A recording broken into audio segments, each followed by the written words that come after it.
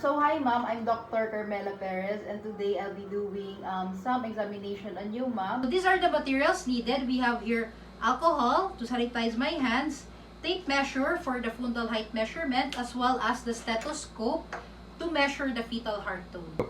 So the first examination that I'll be doing ma'am is called your fundal height measurement for me to have an approximate of your fetal age. So again, we have here the tape measure. And I will be sanitizing my hands. So ask the patient, ma'am, did you empty your bladder? Yes. So when we do fundal height measurement, we always measure it in centimeters. So first, palpate and put one end of the tape measure on the symphysis pubis of the patient and ask for consent. Ma'am, is it okay for me to touch you? Okay. So palpate for the symphysis pubis and curve it up superiorly to reach the fundus. Okay? So for your fundal height measurement, ma'am, it is 37 centimeters. So the next examination that I'll be doing, ma'am, is called your Leopold'S maneuver. So this is for me to check for your fetal presentation and fetal position. I'll also be measuring for your fetal heart tone. So I've already sanitized my hands and warmed my hands because cold hands can stimulate uterine contractions. So place a pillow under the patient's head to provide her with comfort and do a general inspection of the abdomen. So as you can see, there are gravidum striatum, or what we call as your stretch marks. So now ma'am, I'll start with your Leopold'S maneuver 1, also called your fundal grip. And ma'am, did you already empty your bladder? Yes. So I'll be standing on either side of my patient just so the upper part of my patient's abdomen would be seen. And I'll be using both of my hands, specifically the palms, and palpate the bilateral sides of the fundus of the patient. So if it is the head that's occupying the fundus, it would be firm, hard, round, movable, and bloatable. So if it is the buttocks, it would be softer and bulkier. So for my patient, it is the buttocks. Check for mobility and consistency.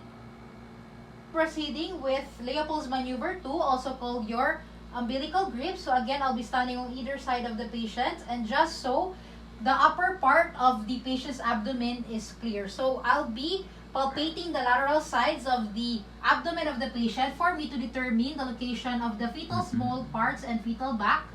So for my patient, the fetal back is located on the left side and the fetal small parts are located on the right side.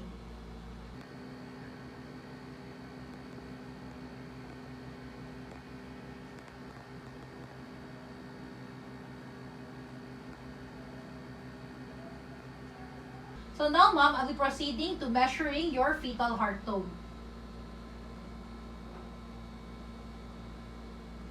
So your fetal heart tone is 120 beats per minute, so it is normal. I'll be proceeding to your Leopold'S maneuver 3, also called your Pollock's grip. Again, I'll be standing on either side of the patient.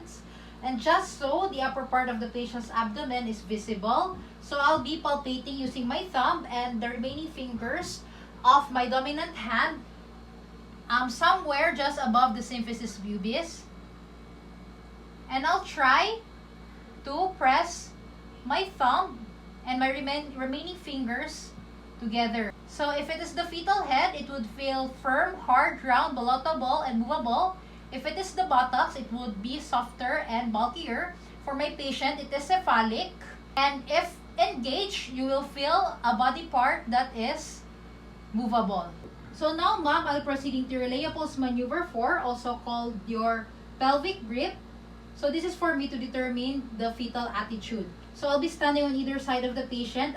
I'll be facing the patient's foot. So I'll be now palpating the lateral side of the uterus just 2 centimeters above the inguinal ligament. So also look for a round body. If there is presence of a round body, the fetus is in cephalic presentation.